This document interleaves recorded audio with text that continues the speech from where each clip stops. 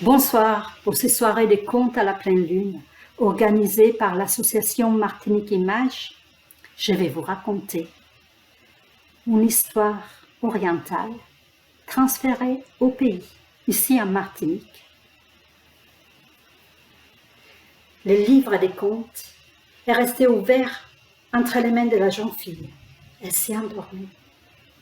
Un drôle de personnage, nommé un homme nommé Hodja Nasreddin, sort des pages jaunies du livre, lui glisse entre les doigts et saute à terre. La jeune fille ne se réveille pas.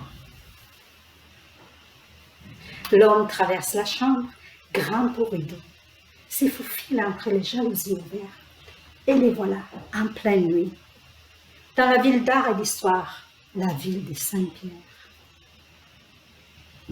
Il longe la rue Levasseur, fait un petit tour à la maison de santé, descend 2 par 2 les marches de la route montent au ciel. Et arrivé au pont en pierre, il pleut. Ses chaussures ne sont pas adaptées, ils ont tendance à glisser des pierres, et les points de ses babouches se coincent entre les creux des pavés. Difficile la marche. Mais tenace, il poursuit sa route au son d'une biguine. Quelque part, au 2e étage d'une maison quelconque, un insomniaque, sans doute, joue de la clarinette. Hodja marche sous la pluie et s'abrite sous les préaux de la boutique à Sonia, la boutique artisanale, la boutique qui vend plein de beaux produits locaux. Local, je ne sais plus.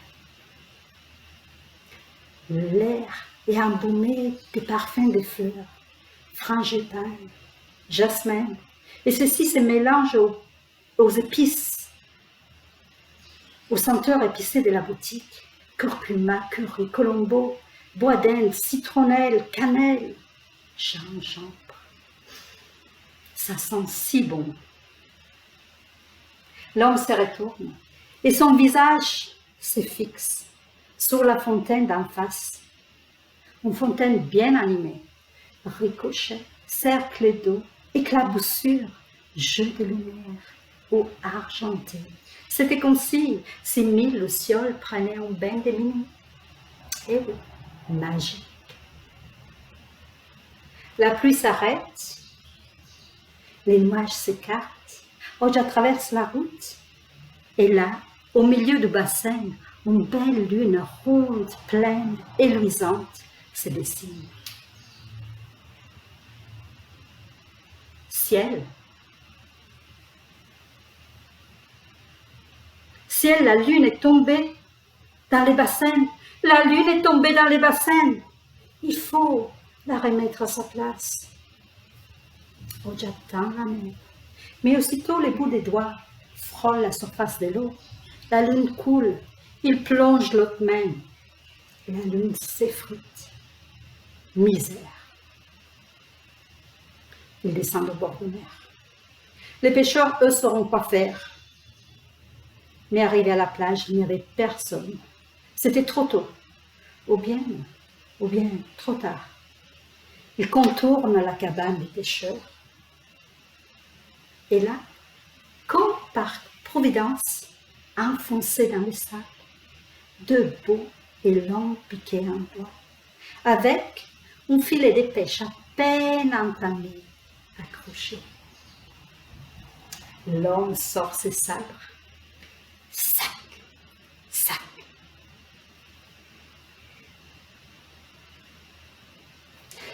Il détache les 2 rubis rouges, étincelants, et les pose un sur chaque piquet.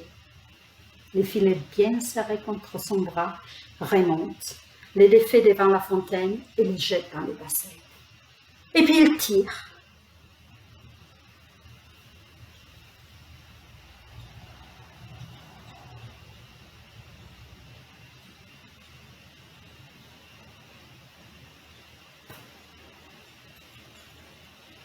Le filet est resté coincé à la tuyauterie. Il essaie encore, puis il pose ses 2 pieds sur les rebords de la fontaine. Il se penche en arrière et il tire. C'était comme s'il était en pleine mer, sous les bois dressés d'Ouillol. Dans cette position, il tire encore et encore et encore. Ce n'était que quand la maille du filet se déchire et le filet s'envole tout droit dans les airs, que Oja tombe à terre de tout son long, de tout son poids. Étendu, les yeux fermés par la douleur, essoufflé, étourdi, endolori. Cette nuit-là, Oja vit 1000 étoiles. 1000 étoiles et quelques petits oisillons tournaient autour de son turban. Il reste ainsi très longtemps.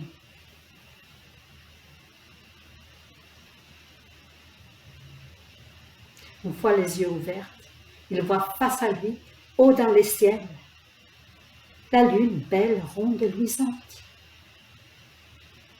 Tout à haut. Ma lune, ma belle lune, je suis heureux.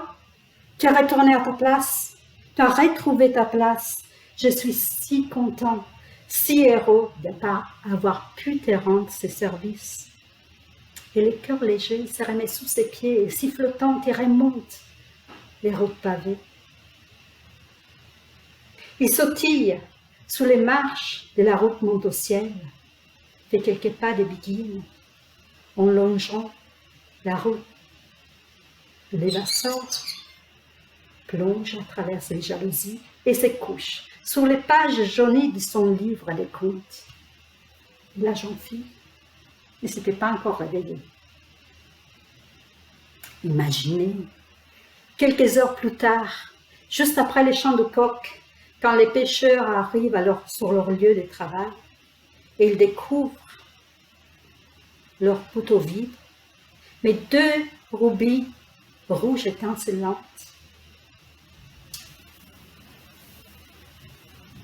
Ils étaient heureux, ils étaient pleins de gratitude et ils lèvent ainsi les mains et les yeux vers le ciel en guise de remerciement. Et là-haut, sous les plus hauts palmiers de la ville, à côté d'Ouzé, tout près de la fontaine, flottait aux airs un beau filet de pêche à peine entamé.